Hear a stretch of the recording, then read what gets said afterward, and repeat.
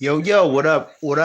World? Me Marsh Boxing, and I'm back at it. Quick post fight review. We have this fight on the undercard. Julian J-Roc Williams coming back to boxing after a long layoff. I believe he was his last fight was when he fought Banano Rosario.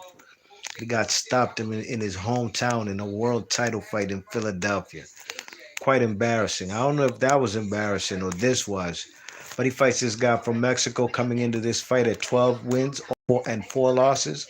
Vladimir Hernandez, okay? And Julian J-Roc Williams was, had nice boxing movement in the first four out of the first 5 rounds.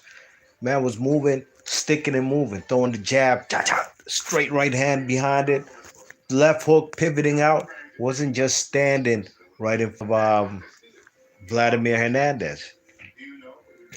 Then the man, Julian J-Roc Williams, for whatever reason, maybe his stamina. I think what I've always noticed from the guy, Julian J-Roc Williams, is mentally, them fellas get sidetracked in a fight.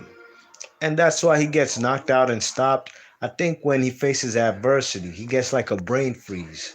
And he totally forgets his boxing skills or what got him successful up until that point. Second half of the fight was Vladimir Hernandez just blasting this guy first with body shots to stop the movement, which was a brilliant strategy. You know what I mean? Now the man, Julian J-Roc Williams, is more stationary, trying to throw punches, counter punching, but the man is catching Hernandez. Hernandez had no head movement whatsoever, but the man Hernandez was eating them shots, throwing his back, and the reaction that the man Julian J-Roc Williams was given as far as getting smashed in the face with left hook, straight right hands, getting his face busted up. It wasn't looking good, and we've seen his head jerk numerous times in fights when he gets hurt. Hernandez was getting blasted, no question about it.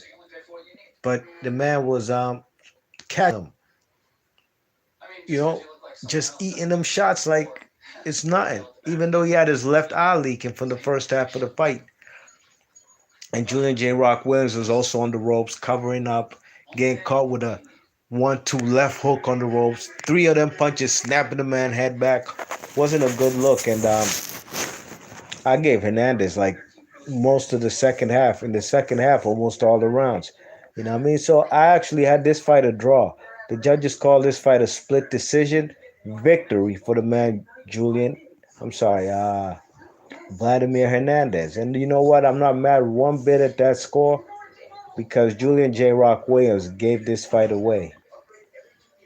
I'm sure his trainer Stephen Edward, man, he's gonna chew him up, you know what I mean? Because the man was winning the first half of the fight easily, in my opinion.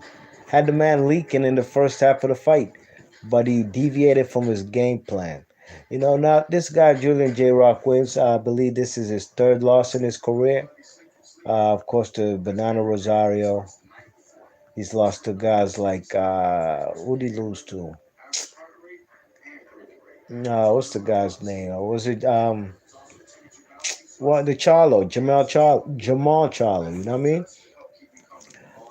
So I think his best days are over, man. He really got to consider what he's doing if he really wants to continue in this boxing game, because this cannot be an ongoing theme with this guy. You know what I'm saying? His best performance of his career, without a shadow of a doubt. I was live in the building for that when he fought the man Jared Hurd. Beat the shit out of Jared Hurd. Makes me think, really and truly, if this guy beat the shit out of Jared Hurd, Jesus Christ, what does that make Jared Hurd, who also lost in his last fight to a guy he should have never lost to, Luis Arias? This is what it is. That's why I always wanted these 154 pounders, Lara, Jared Hurd, uh, Jamel Charlo, Julian J-Roc Williams, the Haitian kid, Erickson Lubin, all these guys. I always wanted them to mix it up. Tony Harrison, because somebody's going to lose. None of them are invincible. All of them got flawed fighters. And unfortunately, look, the man Jamel Charlo. I think he lost that undisputed fight. The real undisputed, the man in the fucking division right now at 154 gotta be Brian. What's his last name?